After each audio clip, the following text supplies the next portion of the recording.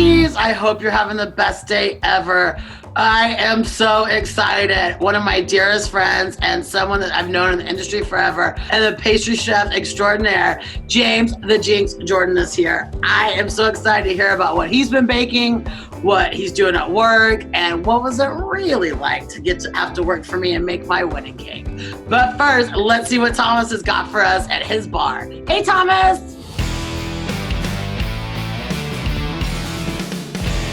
All right, friends, today's cocktail is the Clover Club cocktail for all those quarantining there, little quarantini martini. This is a classic cocktail made with gin, fresh squeezed lemon juice, vermouth, dry vermouth, muddled raspberries, and just a little bit of simple syrup. So equal parts sugar and water. Boil that bad boy down, and shake with a little bit of egg white. And you have this really pretty, delicious, easy sipper for quarantine. Oh my gosh, Thomas, I cannot wait to have that in person. I'm so excited for my special guest, Jinx Jordan.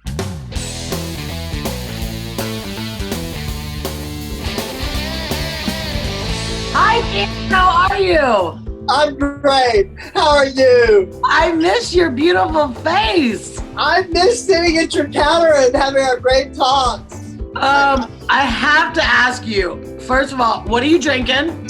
Okay, your rosé, the Erie Vineyards Pinot. Yes, one of my favorites. It's pink. Huh? It's pink and positive. I know. You're crushing it. I'm drinking Chianti this morning, so. Oh. I know. I was feeling very like Italiano. I feel like I needed to. So first of all, I'm dying to know, where are you quarantining right now? What is going on? Where are you?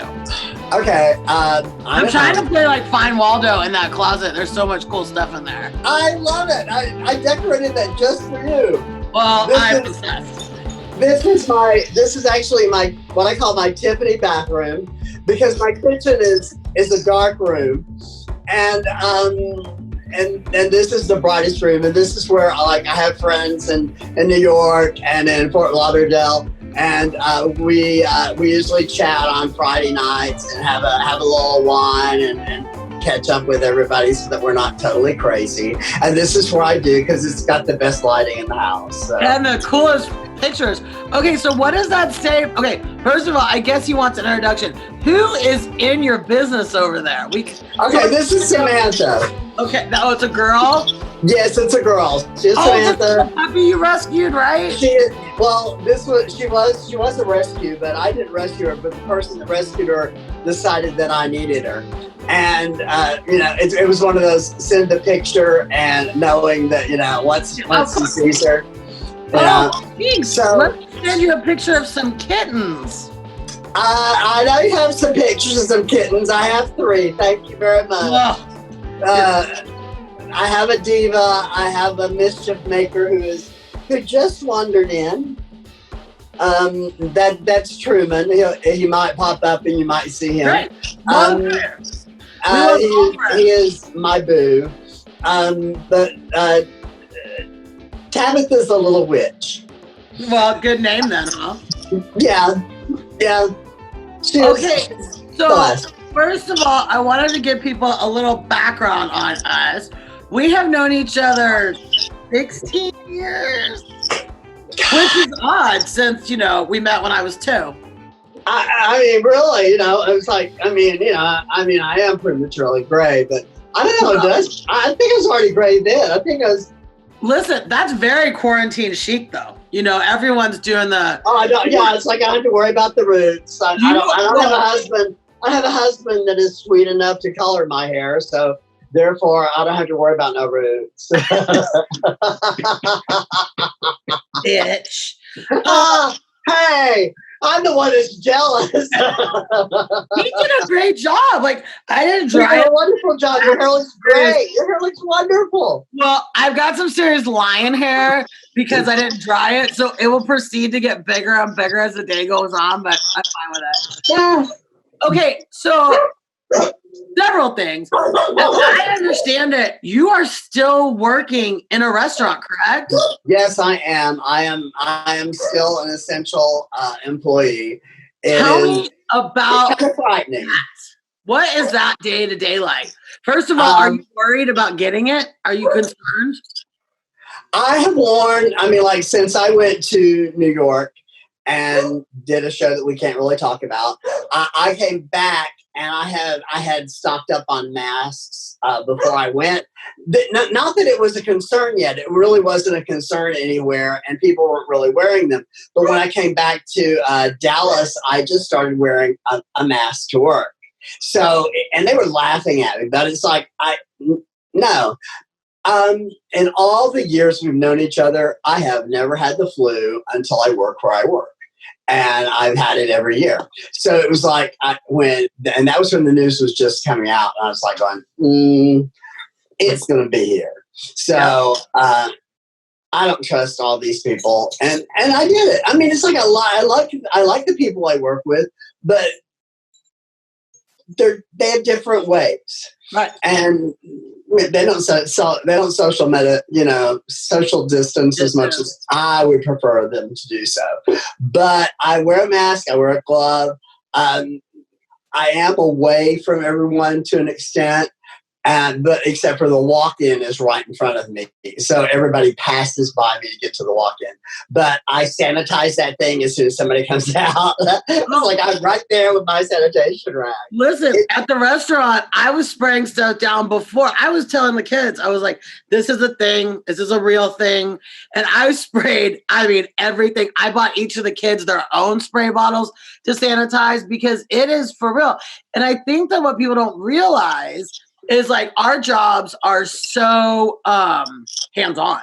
We can't social distance, right? Like, how are you going to serve somebody 6 feet away? Or how are you going to make a drink for someone 6 feet away? How are you going to take their order? And I know that listen, I am, as I've told many people, I have been very depressed about the state of the restaurant business. I cried about it. I drank about it. I cooked about it. And now we're talking about it, which I think is so important. But this is my question to you. Is it worse to miss it and want to be with it because being chefs are such a huge part of who we are? Or is it worse to have to be in it and worry every single day? I don't know. I mean, that would be something that we would have to decide between ourselves. Yeah. I mean, because we are working shorter work weeks. We're working a 4-day work week as opposed to a 5 or 6 day work week. What's the reasoning behind that? I don't get that. And I'm working shorter hours. I go in, I get my stuff done, and I get out. What I do, I make. We offer 3 different desserts for curbside pickup every day. So I'm a day ahead. I do the stuff and I make it, I package it, and it's like, and therefore the only person that touches it next is the person that puts it together. That's the best I can do about it. It totally scares me. We have not really had a quote unquote case, but we've had people that have come back from Mexico that we've made stay home for 2 weeks. We have one person that can't get back from Mexico. So, there's a shortage of staff. Yeah. And it is scary. My poor hands are so freaking chapped. Oh, it's like I wash my hands so freaking much. And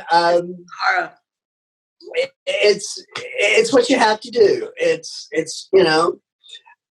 Last week, everyone else started wearing masks. The club got everyone else masks. You're like, bitch stole my look. I've been doing it.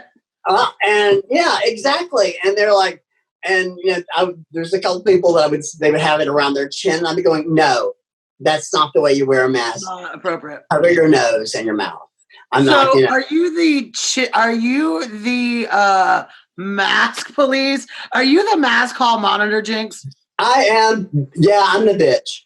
I'm there with the digital thermometer as they come in the morning. I take everyone's temperature. We have sent one person home with a low-grade fever. He's a college kid. I don't know. I haven't seen him. He's front of the house, but I sent him home because he was low-grade fever. Our chef was out for 2 weeks. He had a low-grade fever, but it never developed into anything, and he's just back after 2 weeks. So it's scary. I mean, we do have, but I'm blessed because I have a job. Yeah. There's so many people in our industry, and it hurts me so bad that don't have a job, and they're, Well, the thing that nobody's talking about, or at least, I mean, is the mortality rate of the restaurant business. Because, I mean, as an independent restaurateur, I mean, this is so scary, and it's like we don't know what's going to happen. But I mean, it's heartbreaking and it's scary. And Nathan and I had to go out the other day, and we were in an area where we used to frequent all the time, and it's just one empty parking lot after another. And you see, it's gonna make me cry, but you see these restaurateurs out there like, buy this, buy that, and it's heartbreaking because what we do is so important. And it's just, I miss it. I miss my kids. I miss my guests. I miss it. I miss all of it. And so I'm proud of you, and I respect the fact that you are still doing it. And I'm glad you're out there representing all of us chefs. Well, thanks. I think it's big because my husband, Nathan, has really bad anxiety. So I'm really bad about this. Like, he doesn't want to leave the house. And so, I mean, it wasn't, for us, the decision was kind of made already, but, it's just, I mean, I love our business. So I was going to ask you, now I know we have to keep our dirty secrets and we can't tell, but I know that you were in New York. I know that you were at a certain network, and I know that you're with one of my boyfriends. Now I know we can't talk about it yet, but I know that we'll see you very soon on TV, correct? Yeah, I think so. I mean, they're in post-production, and I've sent them all my information. I've gotten updates that they're just wrapping up things, but they haven't given me an airing date yet. Well, I know that we can't talk about it, but I hope that it went super well for you. All I will ask you is, did you or did you not flirt with my boyfriend? No, but your boyfriend's very handsome. He is very and I do think I do think that I brought a tear to his eye. Was it because you talked about missing me? Because I have humiliated myself in front of him. He has mocked me openly on set. He has seasoned me woefully, and I'm here for all of it. So you are quarantining alone, correct, or no? Alone with 2 dogs and 3 cats. So I was going to ask you, because you have a menagerie just like we do. Are the animals making you crazier, or are they? Yeah. Yes. Yeah. Dogs have no idea what social distancing is. Oh, no. Especially this little witch that's right here in my lap. At least you know you're loved. Oh, yeah. It's like, when you have animals, there's no such thing as sleeping alone. I mean, though she sleeps in a kennel right now, and we're going to allow her out of the kennel at night once we get her own bed, because she's not sleeping. Daddy's not going to share. Yeah, I mean, Zorro has my other Cocker Spaniel, my old Cocker Spaniel. He has his own bed, and he sleeps at the bottom of my bed on his. And we will get her something that is comparable for her, and then we'll move her out. But she is too rambunctious to sleep on my bed. And I don't know what you're talking about. We can't possibly see that. I know.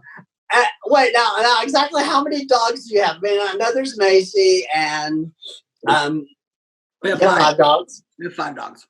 You have 5 dogs? Don't dog shame me. Yes. We have 5 dogs, all I of am which, not dog shaming you. which are I'm rescued. just wondering how many damn dog biscuits I'm going to have to make. Yes, we have 5 dogs. One is a very, very old man who's, I swear to God, he's 100. And then we have, they range from 100 to 2. But yeah, we do. We have a lot of dogs, all of rescues. And as you know, we are sort of nursemating a clouder of kittens over here. Kittens. Which Yeah. I'm sorry, but y'all have cats. We do not have cats. That's what Mama Beck says. I'm like, we do not have cats. We have fish.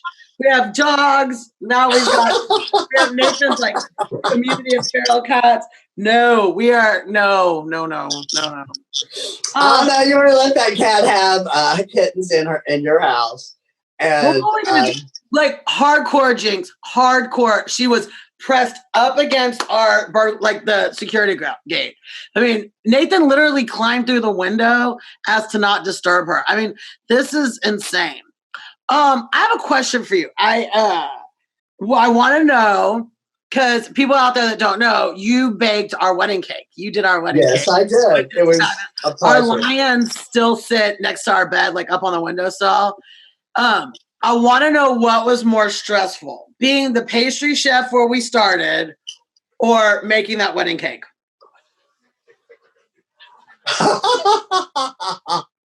There were moments making that wedding cake that got to me. Only because I love you so very much. I know. And we have been friends for longer than you want to. Yeah, 100%. Let's keep that to ourselves. And that was really kind of what would get me through it. As there is, I don't know if we never talked about the chocolate layer, which was supposed to be a leopard, which ended up being a black leopard, because I had stayed up all day and all night trying to paint leopard spots on it with the airbrush gun, and then finally decided that it was going to be a black leopard. It morphed into a different animal. But it was just, that was a pleasure. That was a true pleasure. It was fun painting it, and it was so exhilarating putting it together. And I loved your wedding. It was a beautiful wedding, and I love you. I love Nathan.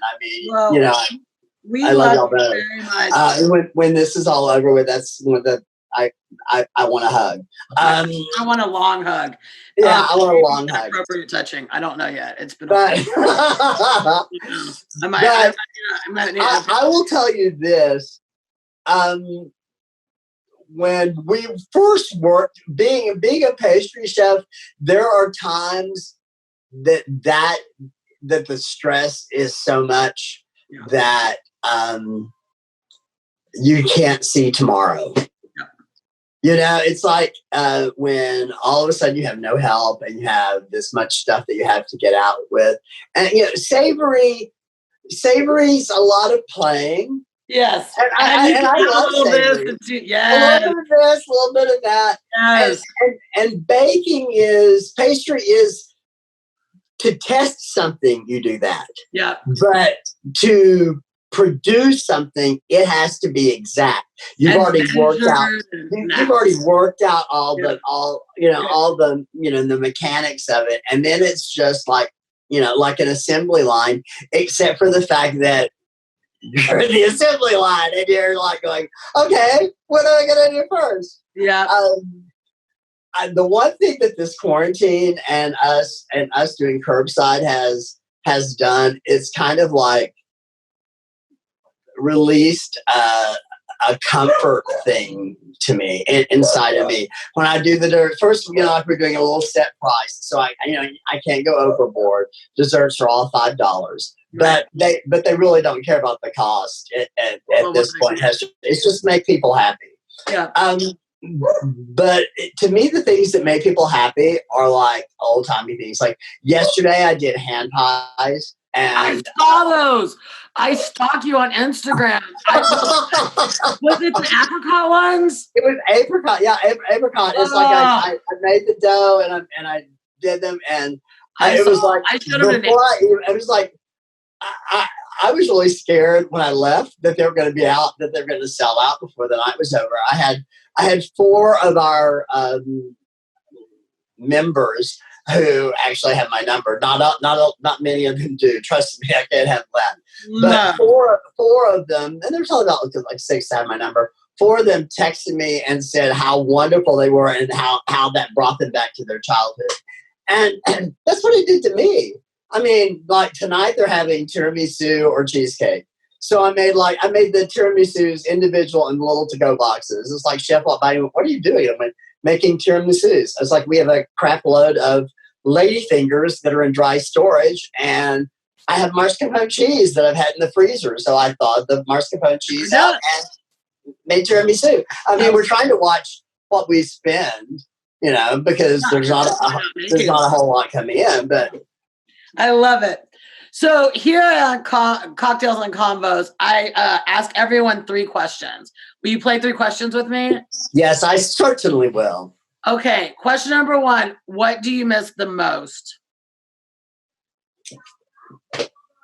Having dinner at Pink Magnolias every other Friday night and sitting at the counter and talking to you and talking to Nathan and talking to the customers that are your clientele that want to stop and talk to you, or if I walk in and you're sitting at a table with somebody and you're like going, Jinx, come join us. It's meeting those people that are close to you.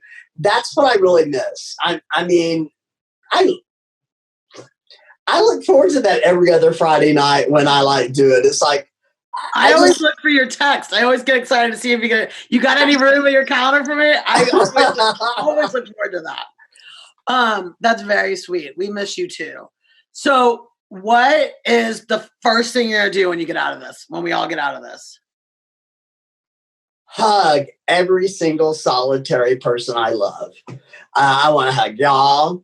Oh, yeah. I want to hug everyone. Yes.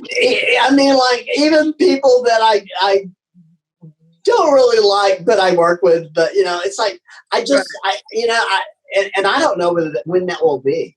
I don't know when it will be that we'll be able to like literally hug someone. You know what I mean? Like, we want to hug them. I mean, that's the scariest part of all this. I agree. And the saddest. It's the casualty. And the saddest. But that's what I want. I want to feel a human being. I want to feel somebody's heartbeat by me hugging them. So do I want. Well, way to make me cry on a Sunday, sir. Hey! Okay. And one last question for you. I think that Corona has taught us, or COVID-19 has taught us that not every day is guaranteed. Tomorrow is not always another day. I have never seen life change so quickly. Is there something that you regret that you haven't done, or regret that you did, that you've learned from this experience? Like, oh my gosh, I need to make sure I do this, or I should have done this. I mean, is there something that you're just like, oh my gosh, I thought that was going to be the Bible, Jinx, and then where it's going to get weird. I didn't know we were going there. It's where it is what my Bible will be, because it is what I have started doing. I'm working on a damn cookbook, and it's like, because it's like what I've always wanted to do, and it's like none of us know if we're going to make it out of this. You know what I mean? I mean, as quarantined as I am with no human interaction except for what I run into the grocery store or at work, which, I try to keep at a minimal. But you never know which one of those people, I mean, like, you can't be safe. We can't be safe enough. So it was like, I started at the beginning with breakfast things. And started writing stories about like my grandmother and stuff like that, because these are things that nobody would know. And I have godchildren, but they're fine. But it's like, it's important that things, it's like very important. I survived AIDS. I mean, I lived through that, which was to me as bad as this. And I lost so many friends. So the problem is I don't think people cared as much that, you know what I mean? Well, yeah. It I just read attacked something- everyone at once. I read something on Twitter, which is very interesting stuff because I lost a lot of friends to AIDS as well. And I mean, lots of people. And my mom was very direct. Like, this is how you get it. This is how you don't get it. I mean, very direct about it. But I read something on Twitter where it said, oh, hey, straight people, you know, now you're worried about something that we've been worried about for forever. And I thought that was very interesting because I don't think that everyone took it as seriously. I just don't. We took it very seriously in my family because we were very affected by it. And I know you were very affected by it. But I agree. I think this is very comparable. The problem with this is that it's so much easier to spread. It's so much easier to spread. You don't have to have sex with anybody or whatever. Right. All right. Exactly. I mean, You're gonna get into fun. But I mean, it's changed all of us. It's changed what life will be like when we get to the next normal. That's what I always tell everybody, like the new normal. I don't think that we're ready for that. I don't think that we're not. Okay, and I have one last question for you. Do you have a crush on Governor Cuomo? Yes. Oh, girl. Yes. Oh my God. I love him. I want to put up a poster in my room. I just think it wasn't just me because I love him and Nathan's just like, are you watching that again? But I mean, I have a political love for him. I think he's amazing and he's quite dreamy now. I won't watch 45. I won't watch his things. I'll catch up on what the doctors say on. Oh, you're talking about the president.